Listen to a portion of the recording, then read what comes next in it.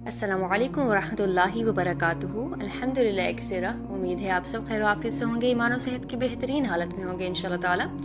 تو آج ہم انشاءاللہ دی ایمانز اینڈ کلماز کی جو ہماری سیریز سٹارٹ ہوئی تھی، تو آج ہم انشاءاللہ دی کلماز اینڈ ایمانز سیریز کی جو ہے وہ کلاس 6 میں ہے، اور اس میں ہم انشاءاللہ جو ہے وہ آج چھٹا کلمہ جو ہے وہ پڑھیں گے۔ تو دی کلماز اینڈ ایمان سیریز کے 2 پارٹ تھے۔ پارٹ 1 میں ہم نے کلماز کو پڑھنا ہے، اور پارٹ 2 میں ہم نے ایمانز کو ڈسکس کرنا ہے۔ تو انشاءاللہ ہمارا جو ہے نا پارٹ 1 آج مکمل ہو جائے گا، یہ اس کی آخری کلاس ہے، کلاس 6۔ تو اس سے پہلے ہم الحمدللہ ایکسیرا من فضل ربی 5 کلمے پڑھ چکے ہیں: کلمہ طیبہ، کلمہ شہادت، کلمہ تمجید، کلمہ توحید اور کلمہ استغفار۔ امید ہے آپ کو یہ 5 کے 5 کلمے جو ہے وہ اچھے سے سمجھ میں آئے ہوں گے۔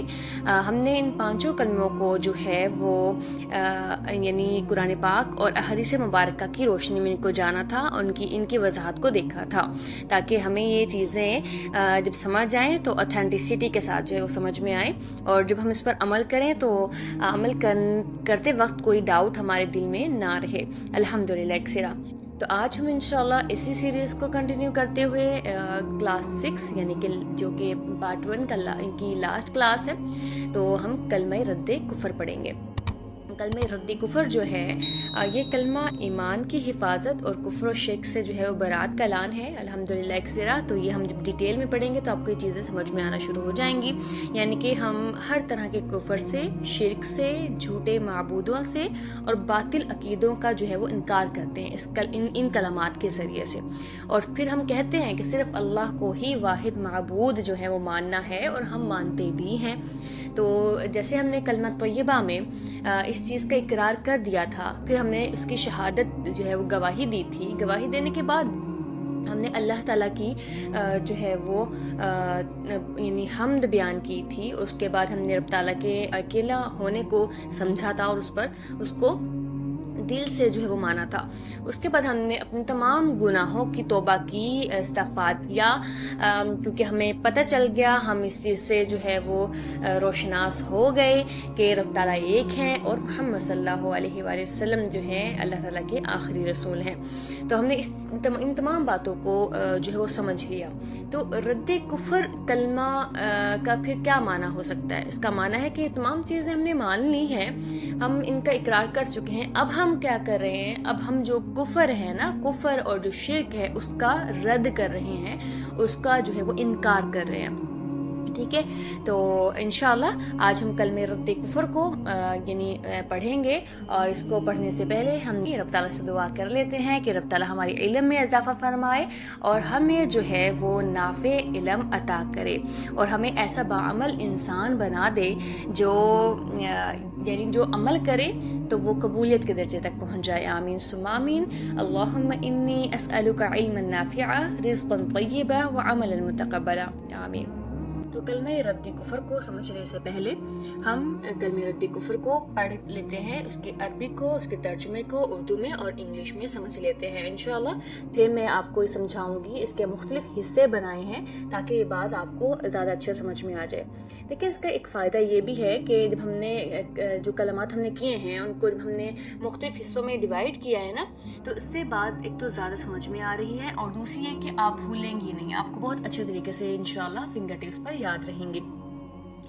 اور اگر آپ کو محسوس ہو رہا ہے کہ واقعی آپ ایک نئے انداز سے جو ہے وہ یعنی کلمات کو سیکھ رہی ہیں، کلمات کو پڑھ رہی ہیں، تو آپ نے کومنٹ سیکشن میں آ کر لازمی اپنا ایکسپیرینس جو ہے وہ شیئر کرنا ہے، تاکہ آپ کے ایکسپیرینس سے دوسرے لوگ بھی فائدہ اٹھا سکیں انشاءاللہ۔ تو آج ہم پڑھ لیتے ہیں کلمہ رد کفر کو، اس کی عربی کو، اس کے اردو ترجمے کو اور اس کے انگلش کو۔ اللہم انی اعوذ بک من ان اشرک بک شیئا وانا اعلم به واستغفرک لما لا اعلم به تبت عنه وتبرأت من الكفر والشرك والكذب والغيبة والبدعة والنميمة والفواحش والبهتان والمعاصي كلها وأسلمت وأقول لا إله إلا الله محمد رسول اللہ۔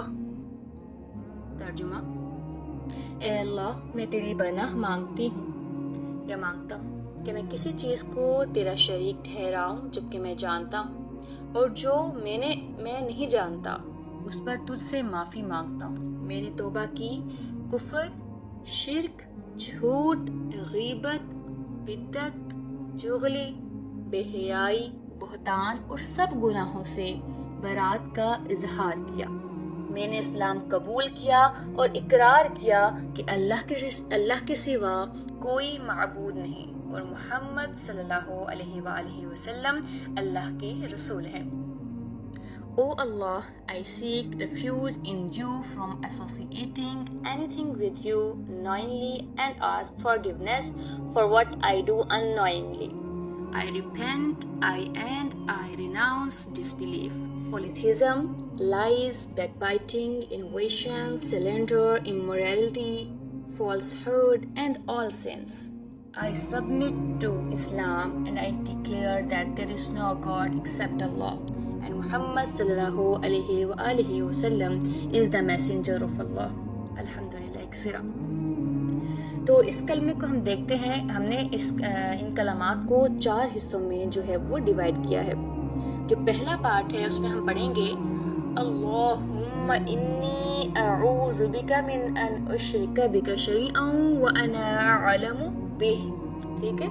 پارٹ 2 ہے وَأَسْتَغْفِرُكَ لِمَا لَا أَعْلَمُ بِهِ، اور پارٹ 3 ہے تُبْتُ عَنْهُ وَتَبَرَّأْتُ مِنَ الْكُفْرِ وَالشِّرْكِ وَالْكِذْبِ وَالْغِيبَةِ وَالْبِدْعَةِ وَالنَّمِيمَةِ وَالْفَوَاحِشِ وَالْبُهْتَانِ وَالْمَعَاصِي كُلِّهَا۔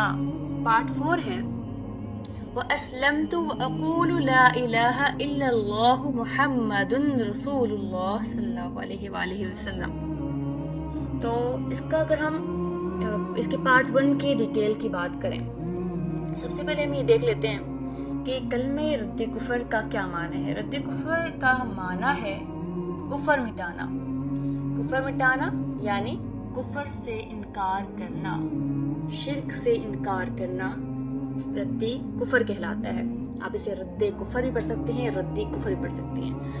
اگر آپ اسے رد کفر کہتی ہیں تو یہ ایک مجہول طریقہ ہو سکتا ہے۔ اردو میں اگر اکارڈنگ ٹو اردو دیکھا جائے تو ٹھیک ہے، لیکن عربک میں دیکھا جائے تو رد کفر جو ہے وہ مجہول طریقہ ہو جائے گا۔ اگر معروف طریقے کی بات کی جائے تو ردی کفر آپ پڑھیں گے اس کو، ٹھیک ہے، لیکن مطلب سیم رہے گا۔ آپ ردی کفر اس کو بولیں یا رد کفر کہہ لیں۔ اب اگر یہ ڈیپینڈ کرتا ہے آپ کس سینس میں جو ہے وہ یہ کلمات ادا کر رہی ہیں، ٹھیک ہے۔ تو ہم دیکھ لیتے ہیں پارٹ 1 کی ڈیٹیل انشاءاللہ، ہم پھر پارٹ 2، پارٹ 3 اینڈ پارٹ 4 کو 1 بائی 1 کر کے جو ہے وہ سمجھتے جائیں گے انشاءاللہ تعالی۔ پارٹ 1 میں ہم نے پڑھنا ہے اللہم انی اعوذ بک من ان اشرک بک شیئا وانا اعلم بہ۔ ترجمہ: اے اللہ، میں تیری پناہ مانگتا ہوں کہ میں کسی چیز کو تیرا شریک ٹھہراؤں جبکہ میں جانتا ہوں۔ دیکھیں، یہاں ہم اللہ تعالیٰ سے دعا کرتے ہیں کہ ہم شعوری طور پر شرک سے بچیں گے۔ ہم جو ہے وہ جان بوجھ کر جو ہے یہ یعنی کبھی بھی کسی کو بھی اللہ کا شریک نہیں بنائیں گے۔ ہم یہاں پہ یہ وعدہ کر رہے ہیں اور ہمیں کرنا بھی چاہیے، کیونکہ دیکھیں میں آپ کو یہاں پہ ایک مثال دیتی ہوں۔ جب ہم کسی سے محبت کرتے ہیں نا، اور تو ہم چاہتے ہیں کہ جس سے ہم محبت کر رہے ہیں وہ ہم سے محبت کرے پلٹ کر، اور اگر ایسا ہو یعنی وہ پلٹ کر ہم سے محبت بھی کرے، محبت کا اظہار بھی کرے، لیکن ہم پھر وہاں پہ بھی شراکت جو ہے نا، ایک انسان جو ہے وہ شراکت کو یعنی تسلیم نہیں کرتا، کیونکہ دیکھیں محبت کا تقاضا یہی ہوتا ہے۔ اور رب تعالیٰ تو اتنی عظیم عظمت والے اور اتنے بلند و بالا ہمارے رب تعالیٰ ہیں، تو آپ یہ سوچیں وہ رب جس نے ہمیں پیدا کیا ہے، वो रब जिसने ये पूरा जहान तख्लीक किया है, तो आप कैसे ये चीज़ सोच सकते हैं कि हम रब ताला के जो है वो बराबर इक्वालिटी पर लाकर किसी को भी खड़ा कर देना, औज़ुबिल्लाह, हम ऐसा नहीं कर सकते। इनफैक्ट हम रसूलुल्लाह सल्लल्लाहु अलैहि वसल्लम को भी अल्लाह ताला के बराबर नहीं ठहरा सकते। रसूलुल्लाह सल्लल्लाहु अलैहि वसल्लम अल्लाह के बंदे और अल्लाह के रसूल हैं। हम कह के आ चुके हैं, पहले ही हमने इन कलामात का एतराफ़ कर लिया है। लेकिन बहुत से लोग क्या करते हैं कि रसूलुल्लाह सल्लल्लाहु अलैहि वसल्लम को उनके मुकाम से जो है रब ताला के मुकाम तक यानी बराबर तक लेकर चले जाते हैं। तो इस तरह से नहीं करना चाहिए। अल्लाह ताला का मुकाम, अल्लाह ताला के बराबर कोई नहीं है, अल्लाह ताला का हमसर कोई नहीं है। हम किसी को भी जो है वो रब ताला के बराबर यानी शरीक जो है वो नहीं ठहरा सकते। सबसे पहली बात ही यही है। यहाँ से हम सच में जो है वो मुसलमान होते हैं जब हम ये बात कहते हैं कि अल्लाह ताला वाहिद है और अल्लाह ताला के बराबर कोई नहीं है, सिर्फ एक अल्लाह है। अल्लाह ने तमाम कायनात को तख्लीक किया, इंसान को तख्लीक किया, जितने भी जो है वो आलम हैं सबको जो है वो तख्लीक किया। जहान यानी मुख्तलिफ जहान है, कुछ जहान जैसे कि एक दुनिया ही जहान है, तो हम इसलिए कहते हैं ना कि रब्बुल आलमीन, जो कि तमाम जहानों का रब है। तो मुख्तलिफ जहान है, हमें कुछ जहान तो पता ही नहीं है कि कहाँ पे है। तो कुछ हैवानात हैं, इंसान हैं, इसके अलावा आप देख लें जो एनिमल्स हैं, ठीक है, जो परिंदे, उड़ने वाले परिंदे हैं, चलने वाले और रेंगने वाले जानवर हैं, सब देखें मुख्तलिफ कैटेगरीज है ना, डिफरेंट वैरायटीज़ हैं। तो इस सब जो है इनके अलग अलग जहान हैं और कुछ जहान जो हमें पता भी नहीं है। अगर हम देखें आसमान पर गौर करें तो आसमान में हमें इतने सितारे और इतना कुछ जो है यानी मिल्की वेज और बहुत कुछ है। तो ये एक अलग जहान है, ये ज़मीन एक अलग जहान है और इसके अलावा जितने भी जो है वो प्लैनेट्स हैं वो उनका एक अलग जहान है। हमें नहीं पता इन चीज़ों का, रब ताला खूब जानने वाले हैं। तो हमने शऊरी तौर पर शिर्क से जो है वो बचना है, हमने शिर्क नहीं करना और हमने यानी कि जानबूझकर जो है वो कभी भी शिर्क नहीं करना।